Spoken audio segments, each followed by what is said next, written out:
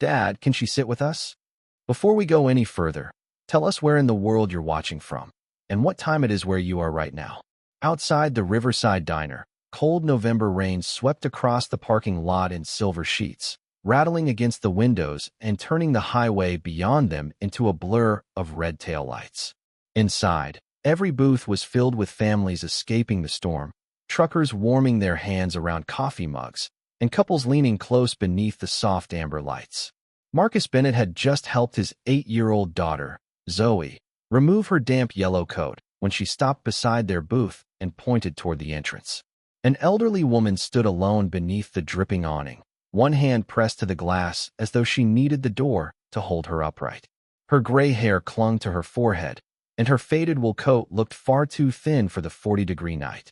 She carried a worn canvas bag against her chest, protecting it from the rain with the care someone might give a sleeping child. Customers noticed her. Marcus could tell by the way their eyes flicked toward the door and quickly returned to their plates. But no one moved. When the woman finally stepped inside, a young hostess intercepted her before she could reach the empty stools near the counter. "Ma'am, are you meeting someone?" The woman looked around the room as if searching for an answer she had forgotten. "No," she said softly. "I only need somewhere to sit for a few minutes." "You'll need to order something." The woman reached into her coat pocket, then another. Her fingers began to tremble. "I seem to have misplaced my wallet."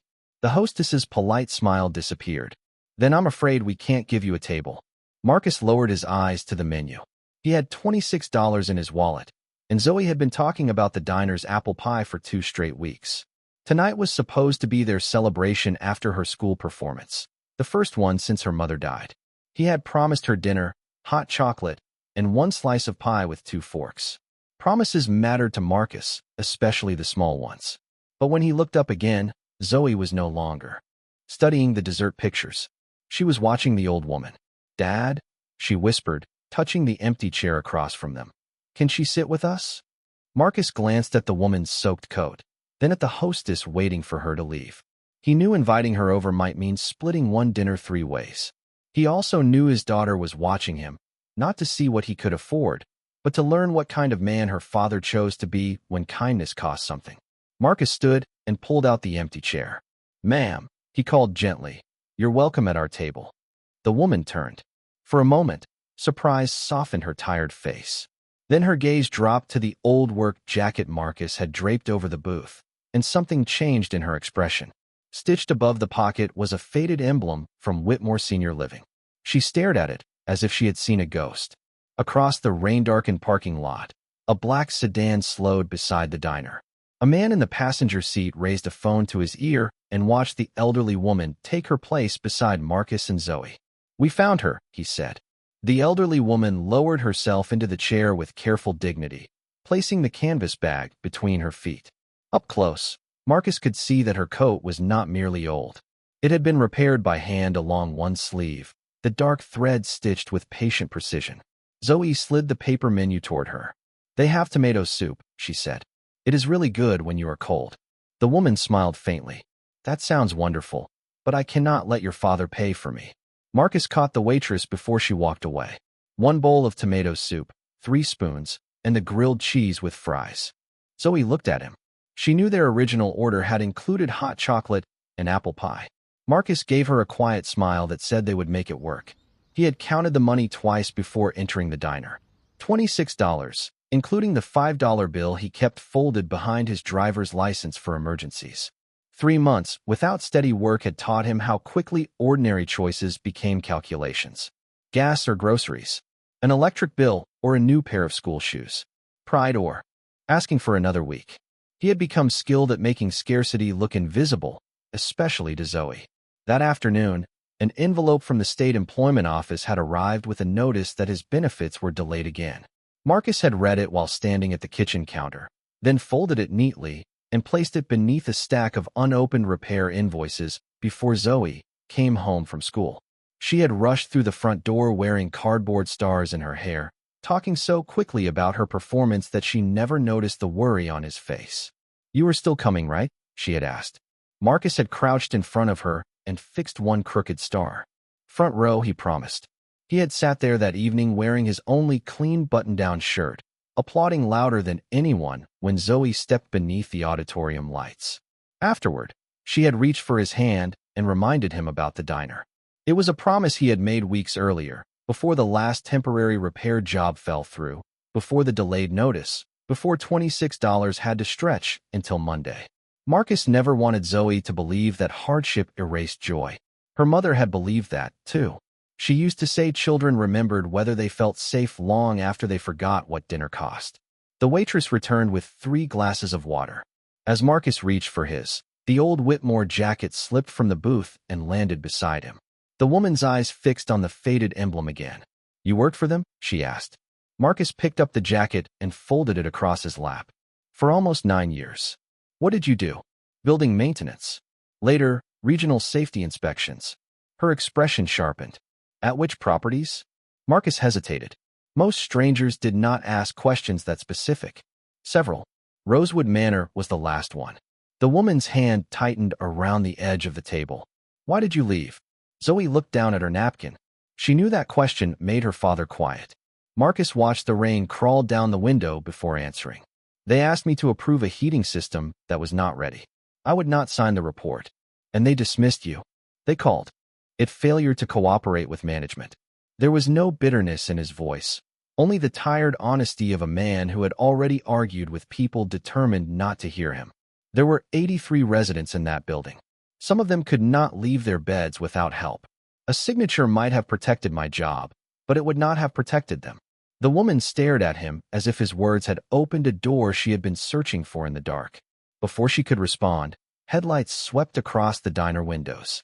The black sedan had parked beneath the broken light at the far edge of the lot, and its engine was still running. Marcus watched the sedan for another moment, but no one stepped out. The windshield reflected the diner's lights, hiding whoever sat inside. He turned back as the waitress set down the grilled cheese, a bowl of tomato soup, and 1 plate of fries. The warm scent filled the small space between them. Zoe carefully divided the sandwich into 3 uneven pieces, giving the largest one to the elderly woman. "You should have this one," she said. "You were outside longer than we were."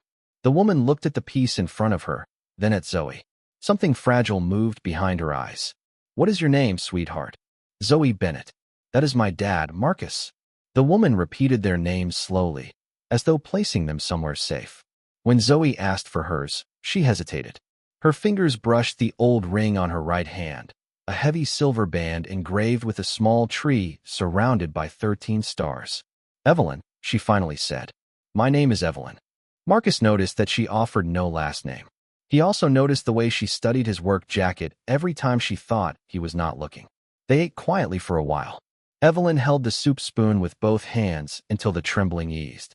She did not eat like someone who had been hungry for days.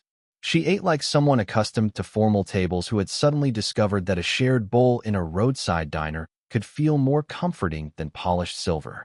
Zoe talked about her school performance, describing the cardboard moon that had nearly fallen during the final song. Evelyn listened without interruption and remembered every detail, including the name of Zoe's teacher after hearing it only once. When Marcus mentioned that Rosewood Manor had 83 residents, Evelyn set down her spoon. 83 after the West Wing renovation, she said. Before that, the license capacity was 68. Marcus looked at her closely. "You know the building?" "I know many buildings. Most people do not know their license capacities." Evelyn avoided his gaze and reached for her water. "The original heating units were installed by Caldwell Mechanical, were they not?" Marcus felt a slow uneasiness settle over him. "They were replaced 6 years ago. With Halpern Systems," Evelyn said. "Model 417 units."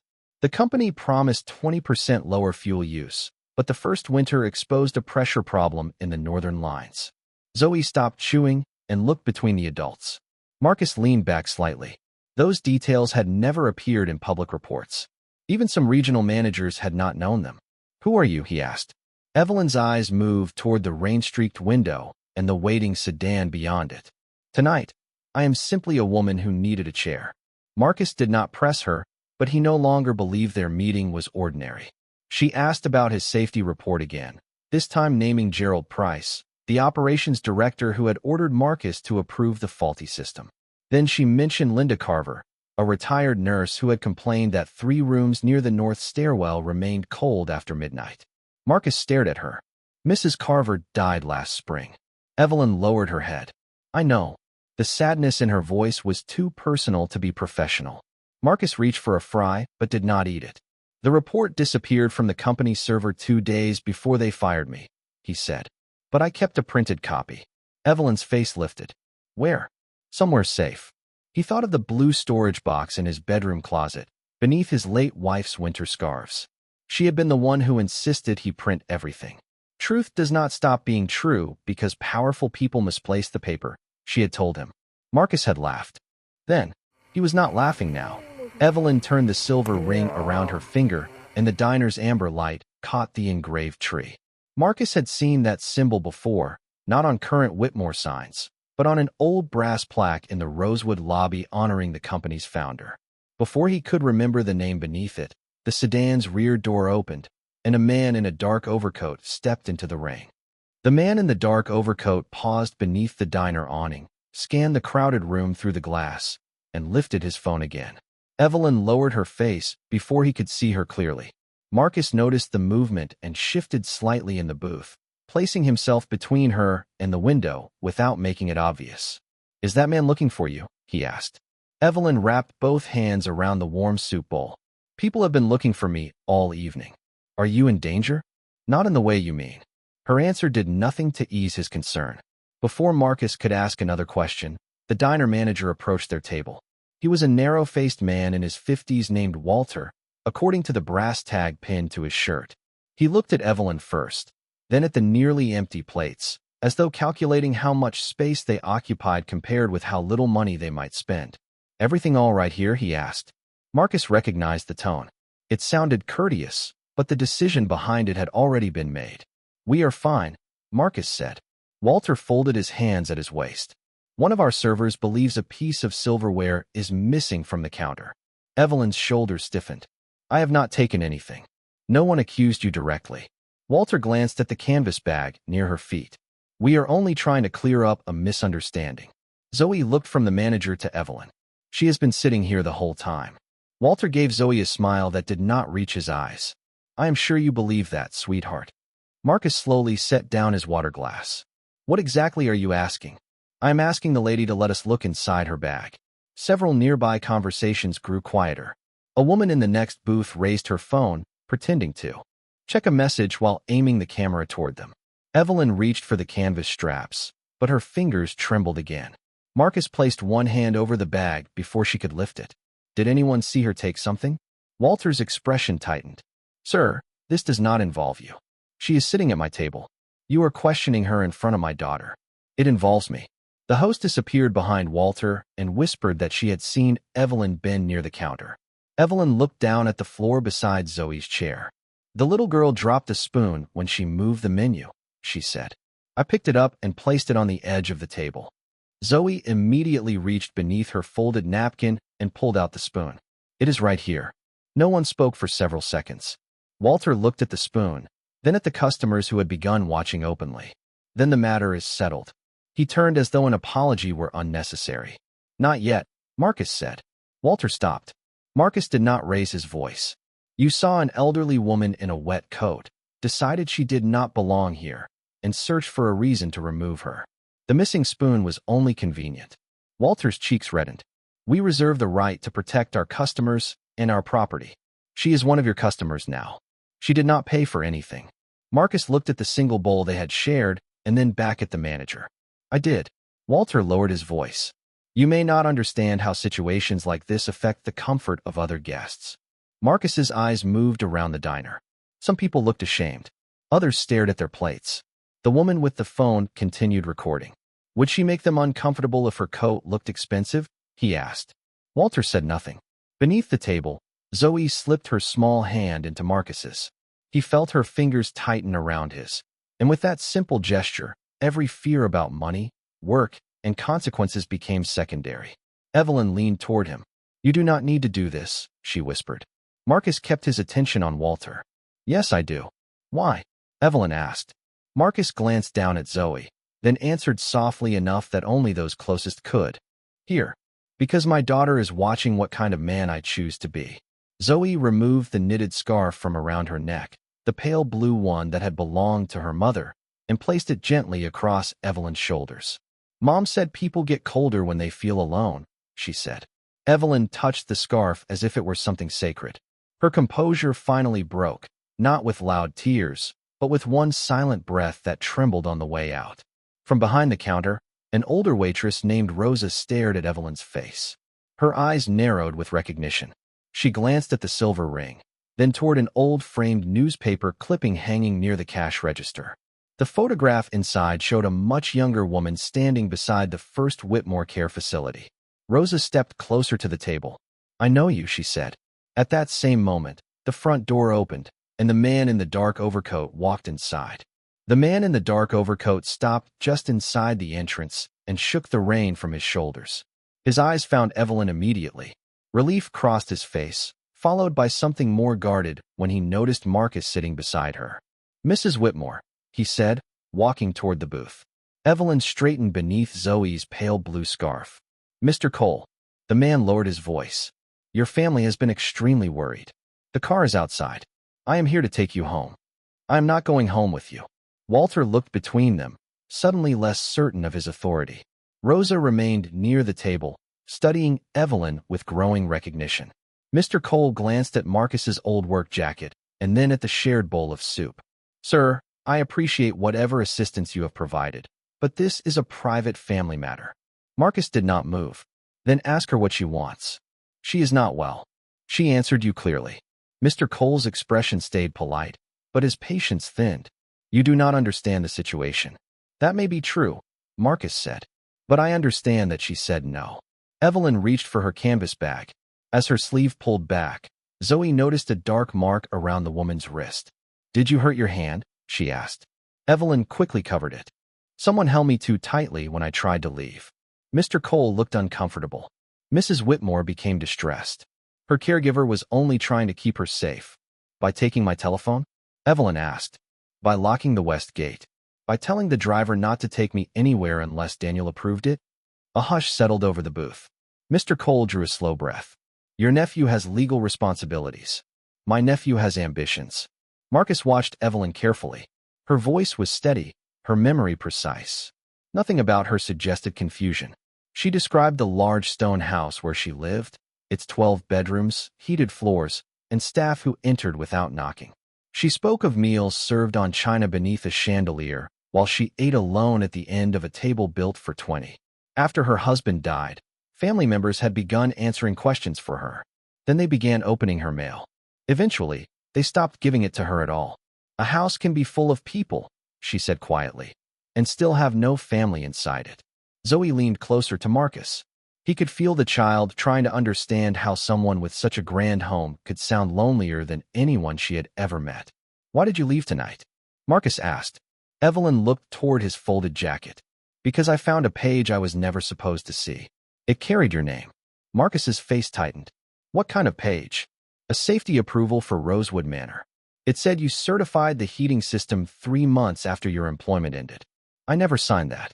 "I know." Mr. Cole stepped forward. "This conversation needs to end." Marcus raised one hand, not in threat, but as a boundary. No one is taking her anywhere until someone independent confirms that she is leaving by choice. He asked Rosa to remain at the table as a witness, then used the diner telephone to call the County Adult Protective Services emergency line. He explained only what he knew. An elderly woman had asked not to return with a family representative, claimed her communication had been restricted, and showed signs that someone had restrained her. He did not accuse anyone. He did not exaggerate. He simply gave the truth. Room to stand on its own.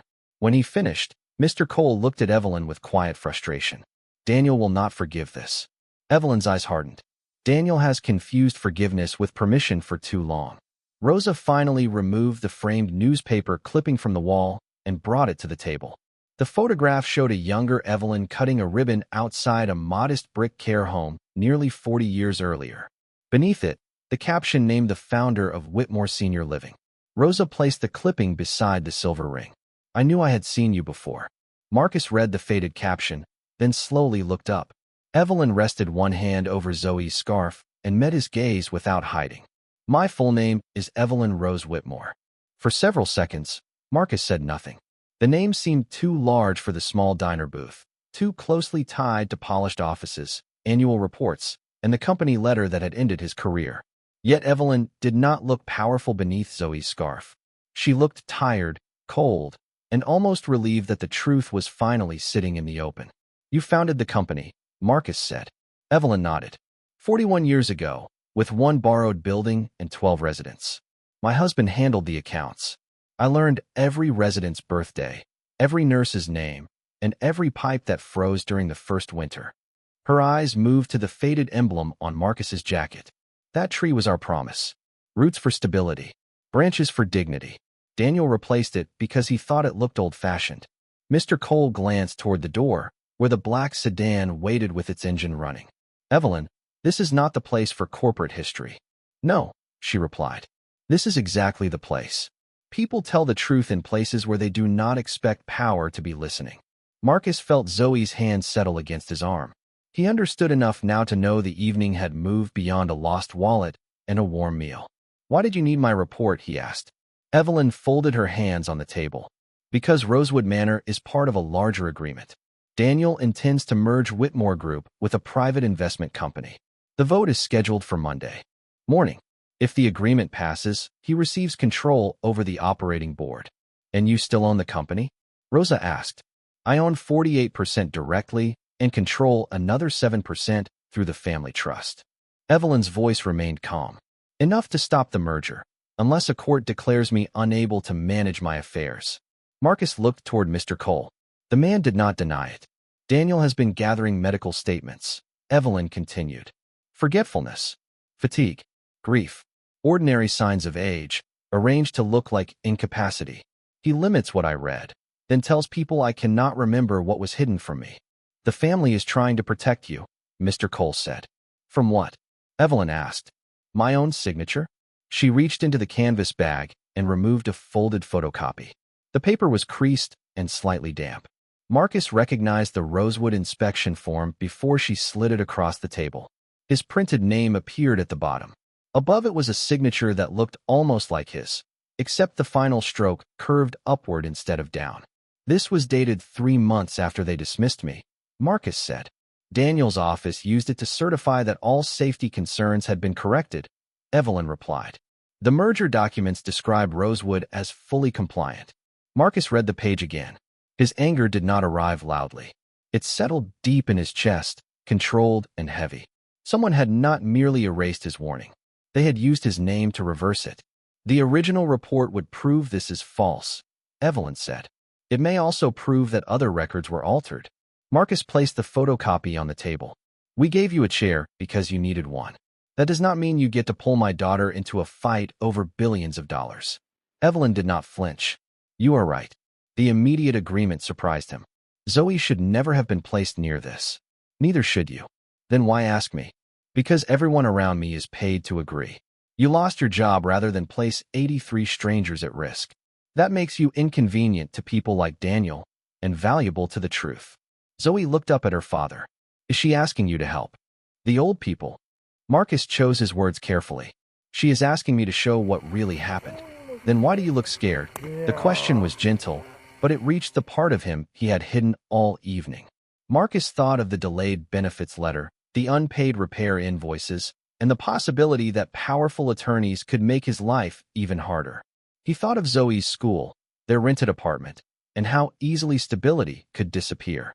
Because doing the right thing does not always protect you from trouble, he said.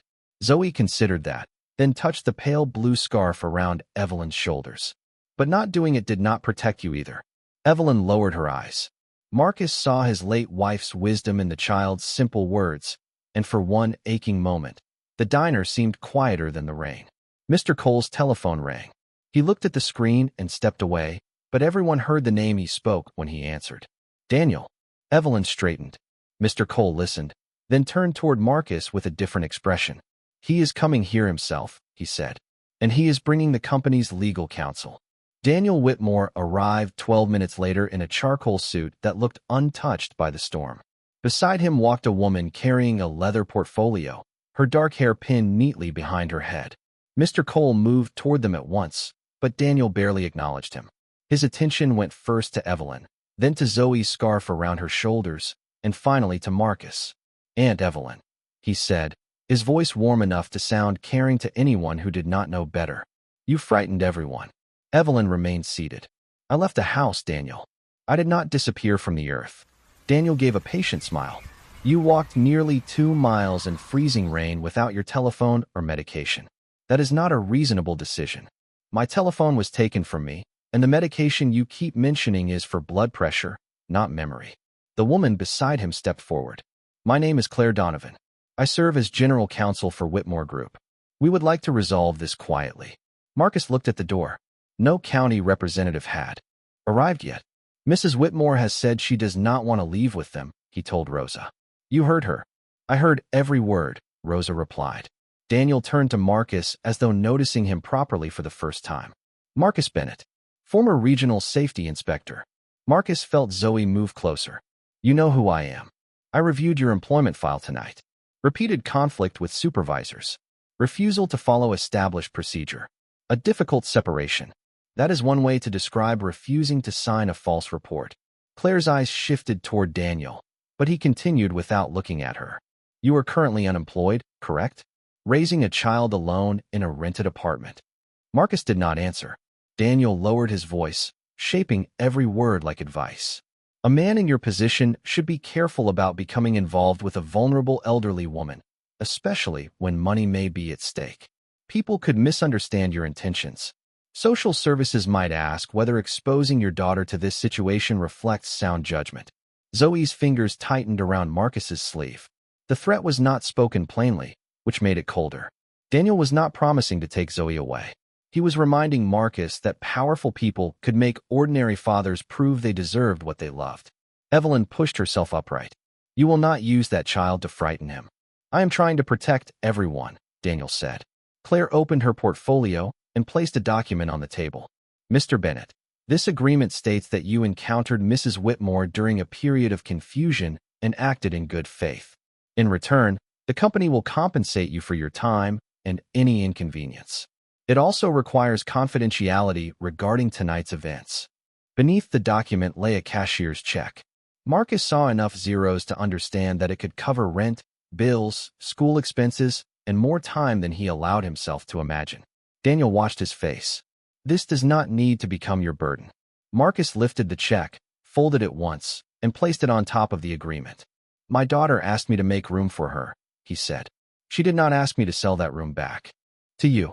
Claire studied him, then looked down at the photocopied inspection form beside Evelyn's bowl. "May I see that?" Daniel answered before Evelyn could. "It is an internal document obtained without authorization." Claire's gaze remained on the page. "The certification date is after Mr. Bennett's termination." "A clerical error," Daniel said. "Then why does it carry his signature?" Claire asked. For the first time, Daniel's calm expression tightened. The diner door opened again, and a county social worker entered with a uniformed patrol officer. The social worker introduced herself as Karen Ellis and asked to speak with Evelyn privately. Daniel immediately stepped forward. "My aunt has documented cognitive concerns. I am her designated family contact." Evelyn looked directly at Karen. "I know today's date. I know where I am. I know the name of the president, the value of my controlling shares as of Friday's market close, and every reason I walked out of my home tonight. I also know my nephew intends to ask a court to declare me incompetent before Monday morning." Karen's expression became more serious. "Is there a current guardianship order?" Claire answered slowly. "No. There is a petition being prepared, but no order has been issued." Daniel turned toward her. "Claire." She closed the portfolio. "That is the legal truth." Evelyn reached across the table and placed her hand over the forged report. "Then let the truth remain legal long enough to be heard." The patrol officer asked everyone to remain calm while Karen completed an independent assessment. Daniel stepped closer to Marcus, his voice barely above a whisper. "You believe this is about one report. By morning, every part of your life will be examined." Marcus looked at Zoe, then at the pale blue scarf resting on Evelyn's shoulders. When he faced Daniel again, his fear was still there, but it no longer controlled him. "Then they should begin with the part where I told the truth." Claire's telephone vibrated. She read the message, and the color slowly left her face. "Daniel," she said, "the board has received notice that Evelyn is requesting an emergency meeting tonight." Evelyn did not look surprised. She reached into her canvas bag and removed a small brass key. "That is because," she said, "I never left my company without keeping one door they could not lock." Claire stared at the brass key in Evelyn's hand. "The Founders Archive," she said quietly. Daniel's confidence faltered. "That room was sealed years ago." "The physical room was," Evelyn replied. "The voting trust was not." She asked Claire to open the secure corporate portal on her laptop. Daniel objected, but Karen Ellis confirmed that Evelyn had completed the preliminary assessment and showed no immediate sign that she lacked the ability to make her own decisions. The patrol officer remained near the entrance, not taking sides, only ensuring that no one interrupted her. Claire placed her laptop on the table between the empty plates. Evelyn entered a sequence from memory, then held the brass key beside the screen. A narrow metal tag attached to it carried a 12-digit recovery code. The portal opened to a page bearing the original Whitmore tree surrounded by 13 stars. Daniel leaned closer. "You told me that access had expired." "I told you that I was tired," Evelyn said. "You decided that meant I had forgotten." A list of trust provisions appeared. Claire read silently, her expression changing with each line. Under the agreement Evelyn had created after her husband's death, the founder retained authority to call an emergency board session whenever there was evidence of falsified safety records, interference with resident welfare, or an attempt to restrict the founder's access to company information. The provision had never been removed. Daniel had built his plans around the belief that no one remembered it existed. Evelyn selected the emergency action and requested a video conference with the board. Within minutes, small windows began appearing across the screen as directors joined from homes, offices, and hotel rooms. Some looked irritated at first. Then they saw Evelyn sitting in a roadside diner beneath a child's pale blue scarf, with a social worker, an attorney, and a former employee gathered around her. Their irritation became attention. Evelyn did not begin by discussing the merger. She began with Rosewood Manor. 83 people sleep in that building tonight, she said. Their safety was certified using the name of a man who had already been dismissed for refusing to approve unsafe work. Marcus placed the photocopy beside the laptop. Claire asked whether he possessed the original report. "I have a printed copy, photographs, maintenance logs, and electronic mail showing when I submitted them," Marcus said. "They are stored at my apartment." Daniel addressed the board. "This is an unverified claim from a disgruntled former employee." Marcus met his gaze. "Then verify it." Claire examined the signature again. She asked Daniel to authorize immediate access to the company's archived personnel and compliance files. He hesitated. That hesitation said more than an argument could have. Claire used her own legal credentials to open the retention database. The original safety complaint appeared under Marcus's employee number, marked received and later reclassified as withdrawn. An audit trail showed that the change had been made from an executive account 2 days before his dismissal. A second file contained the later approval bearing his copied signature. Claire's voice became unsteady. The account belonged to Daniel's office. Daniel looked toward Mr. Cole, then toward the board members on the screen. "My staff handled thousands of documents. I did not personally alter anything." Evelyn's sadness was deeper than anger. "You may not have touched the keyboard, Daniel, but you created a company where people believed protecting your plan mattered more than protecting our residents." The board chair called for an immediate vote. Daniel was suspended from executive authority, pending an independent investigation. The merger vote was postponed.